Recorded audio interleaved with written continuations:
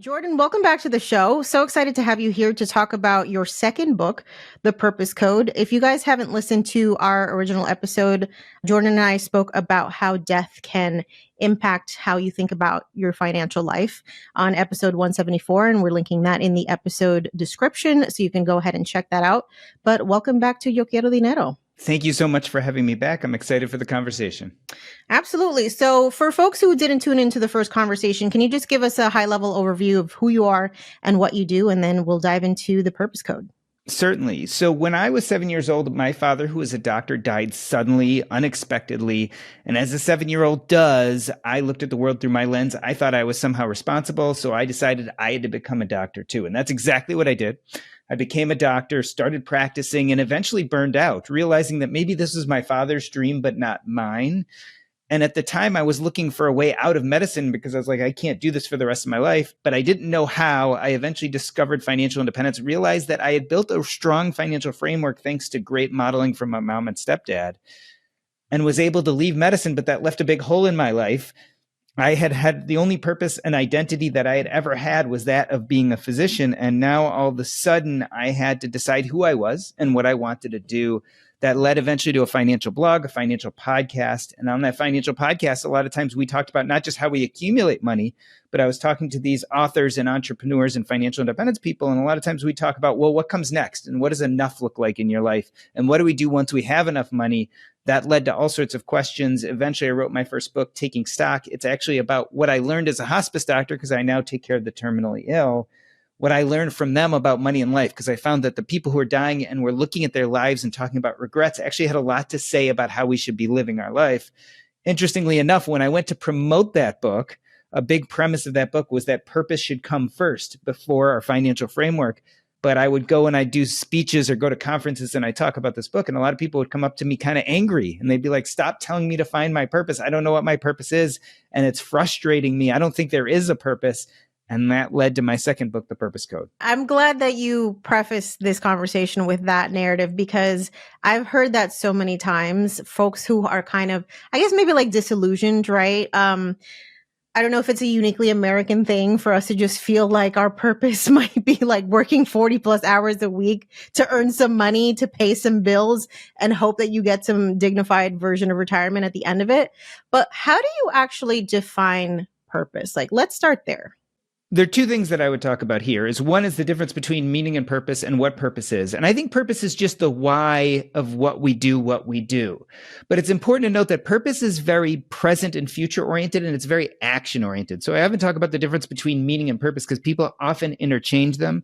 And meaning is about the past, and it's about cognition. It's about thinking. It's the stories we tell ourselves about ourselves. And so I really like to separate this idea. Meaning is the past, and it's about thoughts. Purpose is about the present and future, and it's about actions.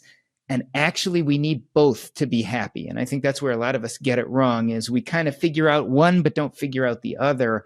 Often purpose is one we struggle with. Why do you think that is?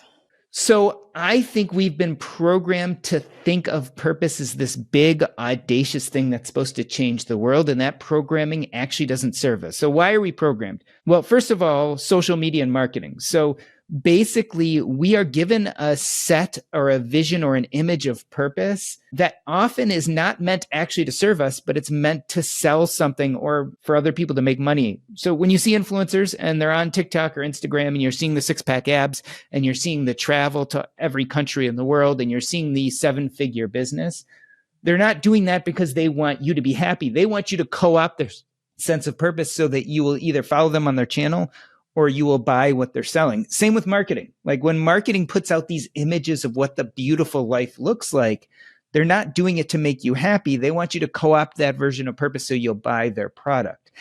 Add into this idea that we as parents often do this to our kids. We talk to them about what they should become. They should be a doctor, a lawyer, a CPA. So we're layering in more versions of purpose, which are very aspirational. They often are not attuned to who the person is. And in America specifically, we kind of talk about if you can dream it, you can do it. So we tend to make purpose very, very difficult. It's got to be big, audacious. It's not being a successful politician, it's becoming president. It's not becoming a pilot, it's becoming an astronaut and going to Mars. It's not being a doctor and helping people, it's curing cancer. So we make these really big, audacious goals. And the problem is most of us don't have the agency nor the desire to actually reach those goals. So we're setting this version of purpose on something that we probably can't reach. And so instead of this being exciting, it ends up causing us anxiety. And so most people walk around thinking that there's this big, audacious thing that's purpose in their life, and they either get it and live happily ever after, or they miss it and are miserable. And so it leaves a lot of people feeling like either purpose is just impossible to find, or even if they can figure out what they think purpose should be, and again, often it's a version someone else sold to them, they have a lot of trouble reaching it. Yeah, I can't help but think that like capitalism plays into the idea of like what purpose should be, because I think it's typically we're driven to find a purpose that has something to do with productivity and our output and how much we can contribute versus, you know, maybe something more obscure or something more elevated, if you will. And here's the problem. When you look at the literature and look at the studies, they define purpose in life. And when you look at the studies, almost every study shows that people who have a sense of purpose in life live longer, are happier, and are healthier. And so this idea of purpose is important. And yet we know from other studies that 91% of people at some point in their life suffer from what I call purpose anxiety, this idea that purpose causes them distress, anxiety, depression. So it's kind of a paradox. And a lot of times I think we suffer through this paradox is we just typically get purpose wrong. And I think we have to completely redefine it. Yeah. So when I'm thinking about kind of the programming that I received as a child, it definitely had a lot to do with like your academic achievements, your status, your career, your title. And then I went on an existential journey in my early 30s to kind of discover what the actual point of all of this is. And a lot of that had to do with dismantling those identities that had been projected on me as a child. So how do we first come to terms with maybe the fact that we are living a purpose that was not even our own? And then how do we start to dismantle that without losing grasp of like who we are as a person? So I think first we have to kind of delineate the healthy version of purpose, what I believe is a healthy version of purpose, versus the unhealthy and anxiety version of purpose. So what you were talking about is what I call big P purpose. It's big, it's audacious, and it's often goal-oriented. And so the problem with goal-oriented purpose is it's usually all or nothing. You either get there or you don't. And because of that, it's often scarcity mindset oriented. And especially for some of the really big audacious purpose, it's usually winner takes all, right? So let's look at the presidential election coming up. If you want to be president, one person's going to win and one person's going to lose. And so it's not really great to set your vision of what purpose and happiness in your life look like for this very big goal-oriented purpose. And often we find ourselves doing things we don't even like doing to achieve this goal. So we spend a lot of time doing things we don't enjoy to get to this moment of meeting this goal, which makes us happy even if we do reach that goal, which makes us happy for a short period of time. And then we're back on the treadmill trying to figure out what our next big purpose should be.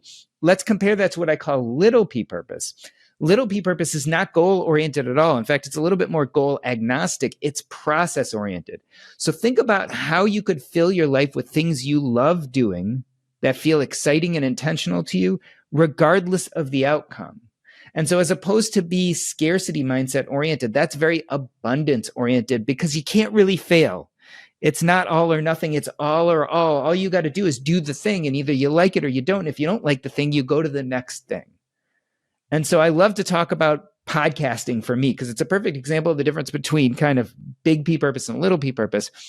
I love podcasting. When I get in front of the mic, that hour spent interviewing someone is the best hour of my day. In fact, I get so lost in it, I forget the time passes. That's little P purpose. I eventually make that episode and either 1 million people could listen to it or one person could listen to it, but I already enjoyed that hour, so it doesn't really matter. Now, I could switch things up and say, well, now I have a big goal. I want 1 million downloads a month.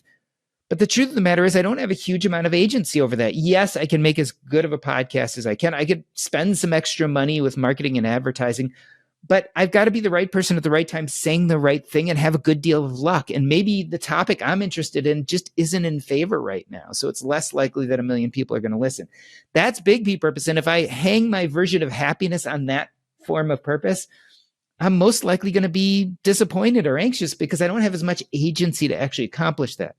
On the other hand, if I say, well, I love doing this podcast and I love the moments I'm doing it, that's little p purpose. I have some agency over that. And I can even build in some gain and some improvement. I can say, well, I'd like to be a better interviewer.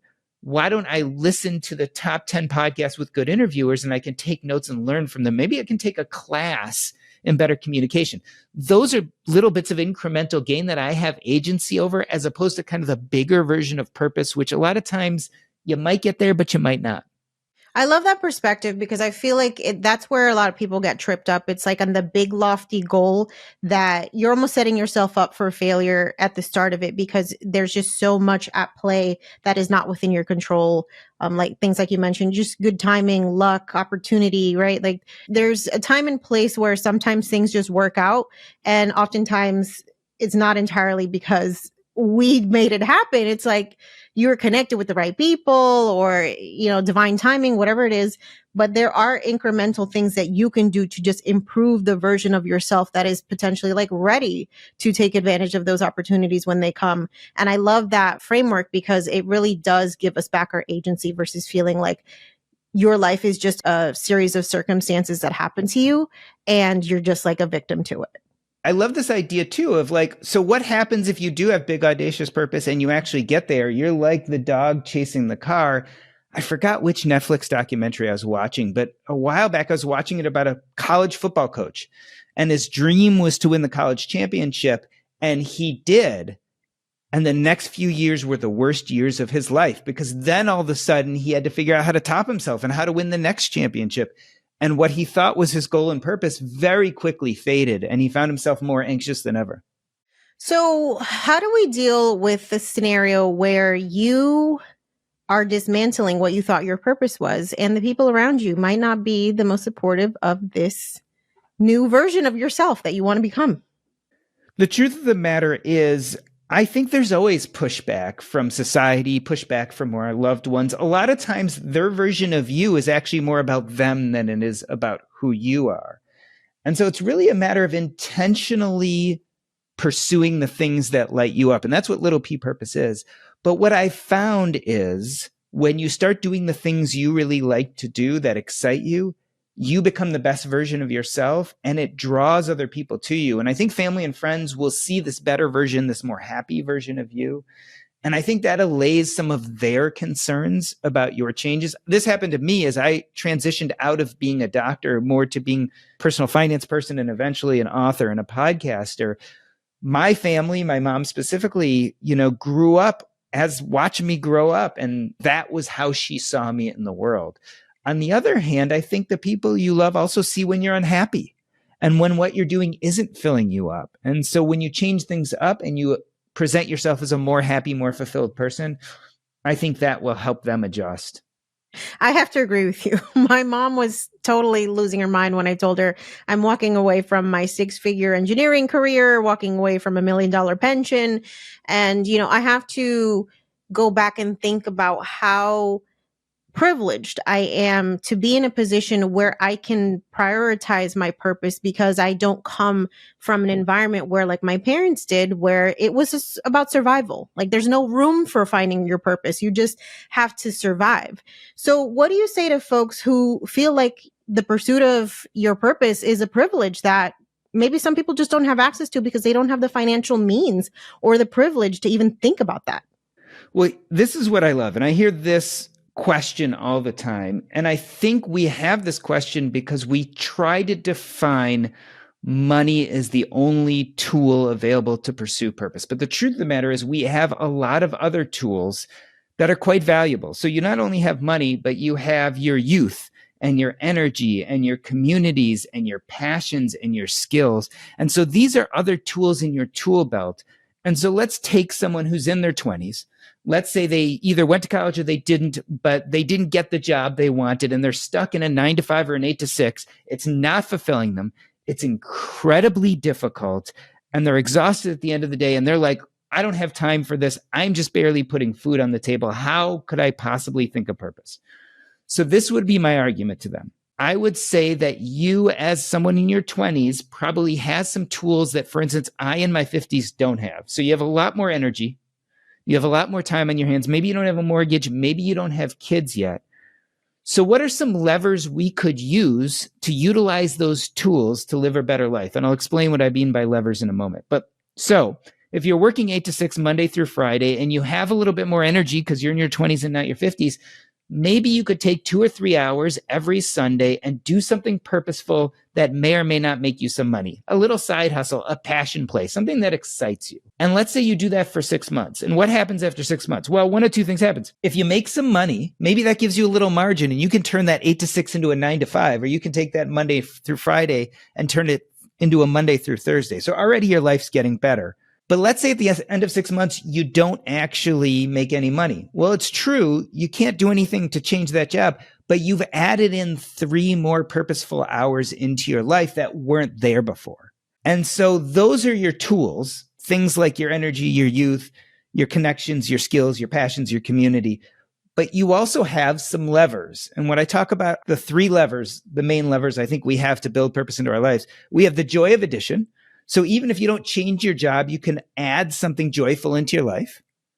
We have the art of subtraction. So if you hate your job, maybe you can subtract something from it. Maybe you can do less of activity and more of another activity. So make your work life better. And last but not least, if none of those work, you can use substitution. So if you're in a dead-end job, can you change bosses within the same job? Can you change jobs, but maybe do the same thing, but work in a better place? What can you substitute to make things better? So between the tools you have and those 3 levers, I think even if you're not in a place where you have lots of money, you still can start to improve your life. And here's the reason why.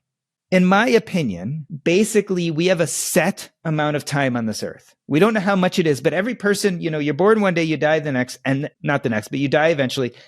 And whatever number of months or days or years you have very little control over it. I mean, you can take care of yourself, do a few things. But the truth of the matter is you can't buy time, you can't sell time, you can't commoditize it, you can't trade it. The only thing you can do is control what activities you're engaged in as that time passes. So I love to look at our lifespan as a series of time slots. And so as you go on in life, it behooves you to fill as many of those time slots with meaningful, purposeful activities and get rid of as many time slots filled with things you loathe. And so you have these tools and you have these levers. And so the calculus is to continuously be looking at your schedule throughout your life and making it better and better and better. And I think that transcends the privilege question. Okay. Yeah, no, I think that makes a lot of sense because when you break down all of the advantages and disadvantages that an individual person might have, it might have absolutely nothing to do with money. So I love that perspective. And I want to say something that is a little bit controversial. Sure. The big argument I get is not just I don't have enough money, but I don't have enough time. So the U.S. Bureau of Labor Statistics does a time study like every few years. And basically what they came to was that your average American has 5 free hours a day. And actually people of the lower socioeconomic class tend to have about an hour extra. And so no matter what your situation is, time, I don't believe for the average American at least, is a good excuse. All right. Mic drop moment right there. All right, Jordan, do you think that every human being that is born on this planet has a purpose? Oh, for sure. Because what we're really talking about is when we take all the stakes off of it and we get rid of this idea of big, audacious purpose, what we're really talking about is little p purpose. So what we're really asking is, are there things that every person loves to do and would be a good use of time, would fulfill them? And I think when we look at it that way, almost every person can look back to their childhood, can look back at their work and say, what's the one thing I like doing once a week at work, even though I hate my job? I love when we stock the shelves every Monday because I'm organized and I like putting things in place and that really fills me up. Almost everyone can find some things they enjoy. Then's the hard part, because I always tell people say they have to find their purpose. I say, no, you don't have to find your purpose. You have to find some anchors of purpose in your life, but then you actually build or create purpose. So it's really an active process. Remember I said purpose is about the present and the future, and it's about action. Well, it's actually all about building and creating purpose. You just want to figure out what some of those anchors of that are joy and excitement in your life and then build off of those.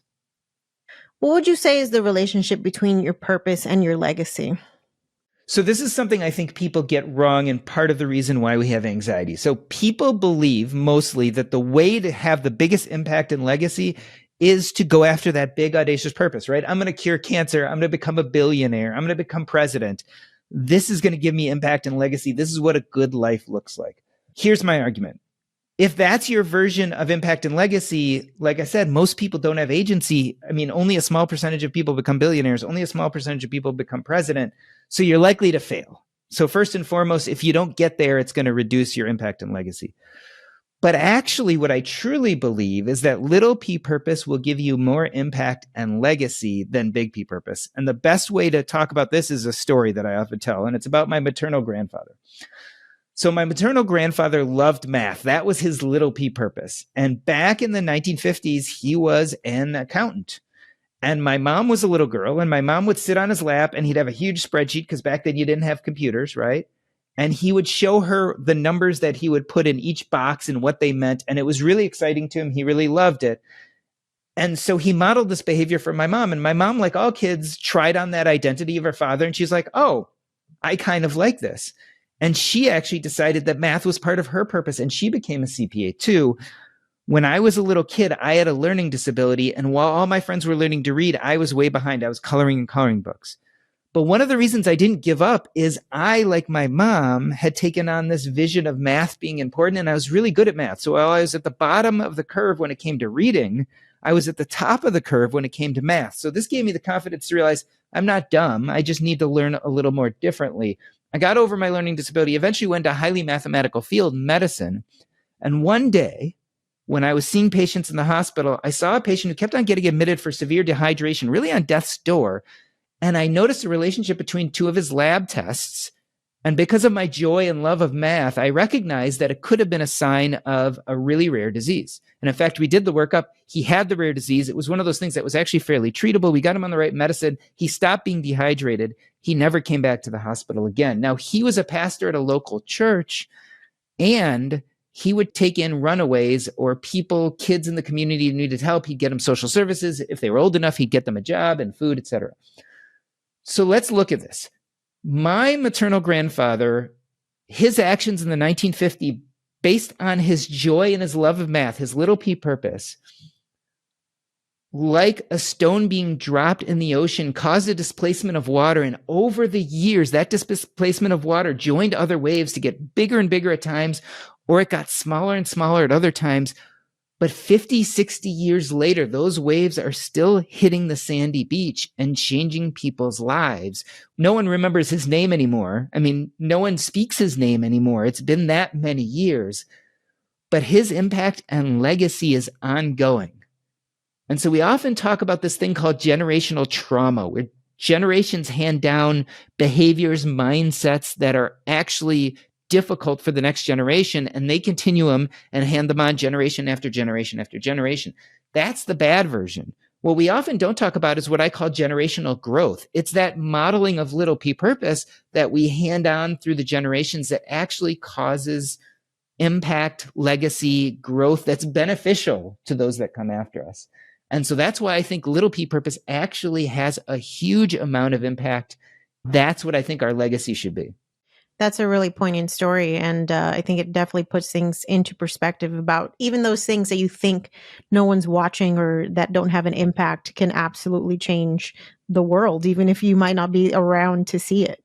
For sure. And I think that, it's the butterfly effect. A lot of times we don't know the effect of what we do, but what we do matters. And specifically, the way we actually have the hugest impact is when we interact with other people, right? We create communities. And a very wonderful way to create communities is do something that fills you up, and you will draw other people to you because it lights you up. And like a moth to the flame, people want to interact with you. They want to collaborate with you. They want to form communities with you. And when you do that, you impact other people. And we're not just talking about your children or grandchildren, but we're also talking about all the other people that interact with you, that learn from you, that teach you. That all becomes part of your impact and legacy. How do we define happiness, Jordan? Because I think a lot of people have intrinsically tied this idea of happiness must be tied to finding your purpose. So I believe happiness is made up of two things that must go together, which is meaning and purpose. And so I think if you get both of those right, you end up being happy. So let me explain. Meaning is how we cognitively think about our past. It's all about thoughts, and it's all about what happened before. It's the stories we tell ourselves about ourselves. Happy people tend to tell themselves heroic stories. Like, I went through something hard. It was really difficult, but look what I've become and what I can do today. Whereas unhappy people tend to tell themselves victim stories. They tend to say, look at all those bad things that happened to me. That's why I'm not as much today as I'd like to be. So that's the first half.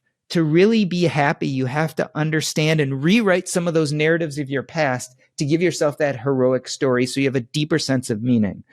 Once you've reached a sense of meaning, it's almost a sense of enoughness. You're like, I was enough. I showed up. I didn't have to be any more than I was. So then let's talk about purpose. Purpose is about the present and future, and it's about action. Once you feel enough and you have this great sense of meaning, it's really easy to look into little p purpose, find these things that light you up, pursue them, and those things help you build community, connect to other people, and have long-term impact and legacy. You do have to manage the meaning first, though, because if you don't feel enough on the inside and then try to jump towards purpose, I always say you're trying to purpose your way to enough, and it doesn't work well. I always talk about Elon Musk. Elon Musk is a perfect example of someone trying to purpose his way to enough. Elon Musk is one of the richest people out there, right? More money than anyone, and has actually created some of the most amazing things, right? But he looks horribly unhappy most of the time. Probably the reason why is he had a difficult childhood, a father who didn't treat him well. He got teased a lot, and he probably hasn't gone back and rewritten any of those narratives. So he keeps on trying to achieve more and more and more and more to feel enough, and it isn't working. And so no matter how much he achieves, he's unhappy. And so that's why I think purpose, meaning plus purpose equals happiness. There have been some great studies about happiness. And we always talk about the studies between money and happiness, and we all get caught up in these very short-term, mostly retrospective studies about happiness from Killingsworth and Kahneman, and we always talk about these studies. But really, the best study about happiness was the Harvard Adult Developmental Health Study, which started in the early 1900s. And they basically followed a bunch of Harvard graduates. Eventually, they broadened it to their family. Eventually, they then broadened it to people in the Boston area as controls.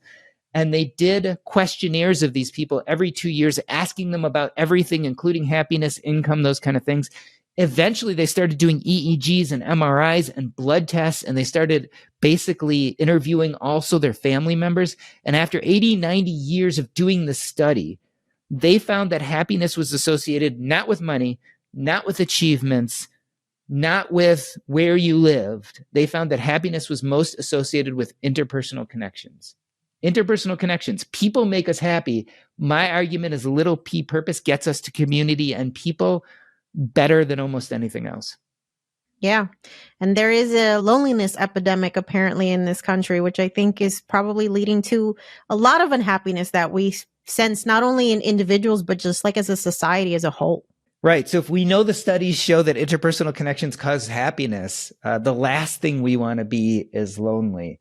And so the question is, how do we connect to other people? And a lot of people say, well, go to meetings, go out and plan to meet people. I think that's one way. But I think the other way is find out what you dig, find out what little purpose looks like in your life and live that life. And you're going to naturally attract people who have similar interests, who get excited by the same things. And that's, I think, a better way, as opposed to just randomly going and finding people who may or may not be like you or may not have your interests.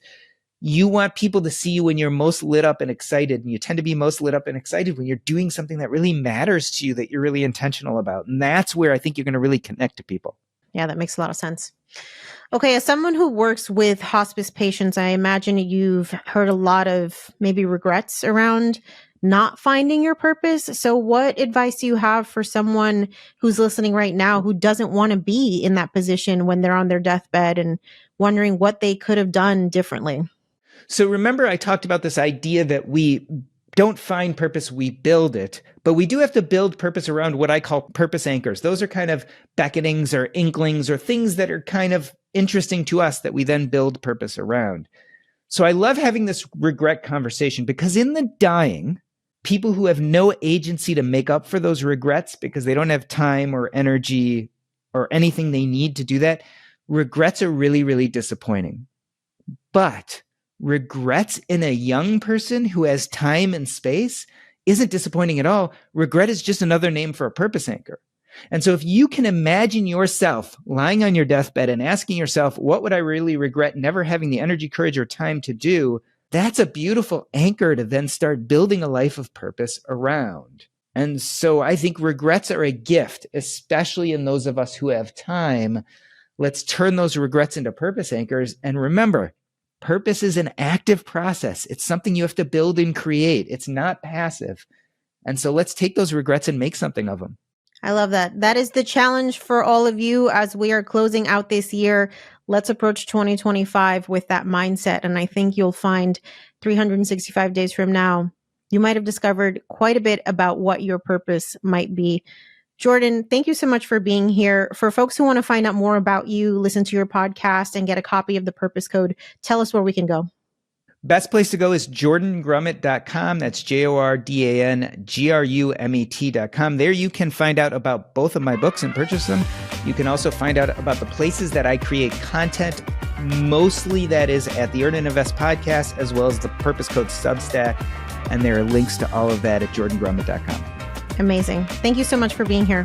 Thank you so much for having me.